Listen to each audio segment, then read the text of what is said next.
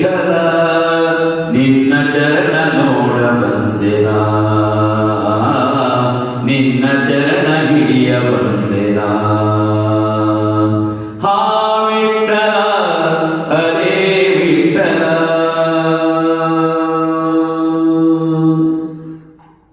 ಶಿರದಲ್ಲಿ ಶಿವಲಿಂಗ ಹೊಂದಿದ ಕಾರಣ ಹರಿಹರ ಭೇದವಿಲ್ಲವೆಂದು ತಿಳಿದೆನಾ. ಶಿರದಲ್ಲಿ ಶಿವಲಿಂಗ ಹೊಂದಿದ ಕಾರಣ ಹರಿಹರ ಭೇದವಿಲ್ಲವೆಂದು ತಿಳಿದೆನಾ.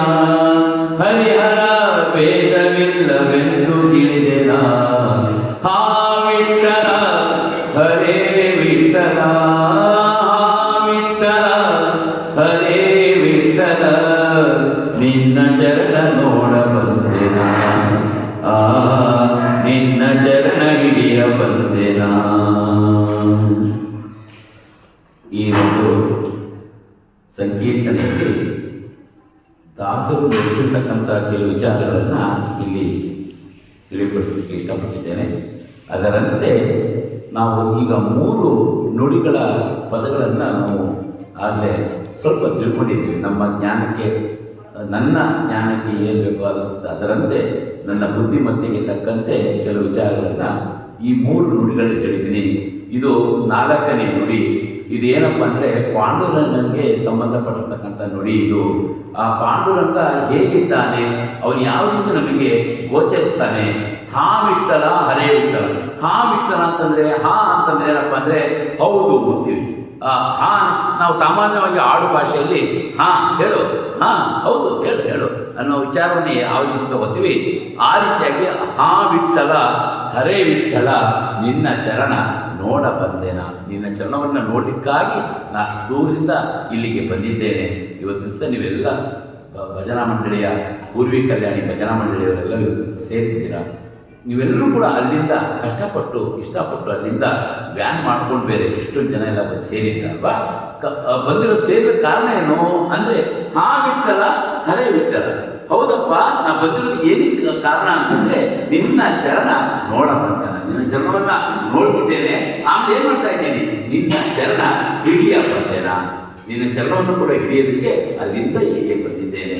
ಇವತ್ತು ದಿವಸ ಬಹಳ ವಿಶೇಷವಾಗಿರ್ತಕ್ಕಂಥ ದಿನ, ಶ್ರಾವಣ ಮಾಸ. ಇವತ್ತಿನ ದಿವಸ ಶ್ರೀನಿವಾಸನಿಗೆ ಅತ್ಯಂತ ಪ್ರಿಯಕರವಾಗಿರ್ತಕ್ಕಂಥ ಮಾಸ ಇವತ್ತು. ಅದಕ್ಕೆ ಆ ಪಾಂಡುರಂಗ ಏನಾಗಿದ್ದಾನೆ, ಶ್ರೀನಿವಾಸನಾಗಿ ಗೋಚರಿಸಿದ್ದೇನೆ. ನೋಡ್ರಿ, ಶ್ರೀನಿವಾಸ ಮತ್ತು ಪದ್ಮಾವತಿ ಇಬ್ಬರು ಕೂಡ ಬಂದು ಅವರ ರೂಪವನ್ನು ಇಲ್ಲಿ ತೋರಿಸ್ಕೊಂಡಿದ್ದಾರೆ. ನಾನು ಬೇರೆ ಇಲ್ಲ, ಶ್ರೀನಿವಾಸ ಬೇರೆ ಇಲ್ಲ, ಪಾಂಡುರಂಗ ಬೇರೆ ಇಲ್ಲ. ಆ ಶ್ರೀನಿವಾಸನನ್ನ ಪಾದ ಹಿಡಿಯೋದ್ರಲ್ಲಿ ನೋಡಲಿಕ್ಕೆ ಕಷ್ಟ. ಮೊದಲು ಫಸ್ಟ್ ನೋಡಲೇ ಕಷ್ಟ ಪಾದ, ಯಾಕೆಂದರೆ ತಿರುಪತಿಯಲ್ಲಿ ಪಾದ ಕಾಣೋದು ಬಹಳ ಕಷ್ಟ ಇದೆ. ಅಂತಂದರೆ ಇಲ್ಲಿ ಆ ಪಾಂಡುರಂಗ ಏನು ಮಾಡಿದ್ದಾನೆ, ಶ್ರೀನಿವಾಸನ ರೂಪವನ್ನು ತಾಳಿ ತನ್ನ ಪಾದವನ್ನು ಮುಟ್ಟಿಸ್ಕೊತಾ ಇದ್ದಾನೆ. ಎಂಥ ಅದ್ಭುತವಾದಂಥ ಗಳಿಗೆ, ಎಂಥ ದಿನದಿವಸ ತಾವೆಲ್ಲ ಬಂದಿದ್ದೀರಾ. ಸೊ ಅಂಥವನು ಆ ಶ್ರೀನಿವಾಸನಾಗಿ ನಿಂತು ತನ್ನ ಪಾದವನ್ನು ಮುಟ್ಟಿಸಿರೋದಕ್ಕಾಗಿ ಅವನು ತನ್ನ ವೇಷವನ್ನು ಹಾಕಿಕೊಂಡು ಶ್ರೀನಿವಾಸ ಬೇರೆ ಇಲ್ಲ, ನಾನು ಬೇರೆ ಇಲ್ಲ ಅಂತ ಅವತ್ತು ಜೊತೆಗೆ ಏನು ಹೇಳಿಯಾನೆ, ಹರಿಹರ ಭೇದವಿಲ್ಲವೆಂದು ತಿಳಿದಾನೆ. ಹರಿಯರು ಬೇರೆ, ಹರ ಬೇರೆ ಅಂಥೇಳಿ ತುಂಬ ಜನ, ತುಂಬ ಪಂಗಡಗಳಿವೆ. ಹರಿ ಕಂಡ್ರೆ ಹರ ಅನ್ನೋದನ್ನ, ಹರ ಕಂಡ್ರೆ ಹರಿಹರ, ಈ ರೀತಿ ನಾವು ಮಾಡ್ಕೊಂಡ್ಬಿಟ್ಟಿದ್ದೀವಿ. ಕೆಲವು ಗುಂಪಿನವ್ರಿಗೆ ಹರಿ ಕಂಡ್ರಾಗಲ್ಲ, ಕೆಲವು ಗುಂಪಿನವ್ರಿಗೆ ಹರ ಕಂಡ್ರಾಗಲ್ಲ. ಆದರೆ ನಮ್ಮ ಪಾಂಡುರಂಗ ಏನಾಗಿದ್ದಾನೆ ಗೊತ್ತಾ, ಅವನು ಹರಿಯೋ ಅವನೇ ಆಗಿದ್ದಾನೆ, ಹರನೂ ಅವನೇ ಆಗಿದ್ದಾನೆ. ಇವತ್ತು ಸಹ ಶ್ರೀನಿವಾಸನೂ ಅವನೇ ಆಗಿದ್ದಾನೆ. ಅಂತಹ ಶಿರದಲ್ಲಿ ಶಿವಲಿಂಗ ಧರಿಸಿದ್ದಾನೆ ಆ ನಮ್ಮ ಪಾಂಡುರಂಗ. ಆ ಶಿರಭಾಗವನ್ನು ಲಿಂಗದ ರೂಪದಲ್ಲಿ ನಾವು ಅನುಸಂಧಾನ ಮಾಡ್ತೀವಿ, ಗೊತ್ತಾಯ್ತಾ. ಅವನು ಲಿಂಗ ರೂಪದಲ್ಲಿದ್ದಾನೆ. ನೀವು ಯಾವಾಗಲಾರು ಬಂದಾಗ ಅವನ ನೆತ್ತಿಯ ಭಾಗವನ್ನು ಮುಟ್ರಿ, ಮೇಲೂ ಹತ್ತಿಸ್ತೀವಿ ನಿಮಗೆ. ಅವಾಗ ಬಂದಾಗ ನೋಡ್ರಿ, ಮೇಲೂ ಕೂಡ ಶಿವಲಿಂಗ ಇದೆ. ಅಲ್ಲಿಗೆ ಶಿವಲಿಂಗ ಇದೆ ಅಂತ ಅರ್ಥ ಏನಪ್ಪ ಅಂದರೆ ಆ ಶಿರೋಭಾಗ ಏನಾಗಿದೆ, ಶಿವಲಿಂಗ ರೂಪದಲ್ಲಿ ಇದೆ.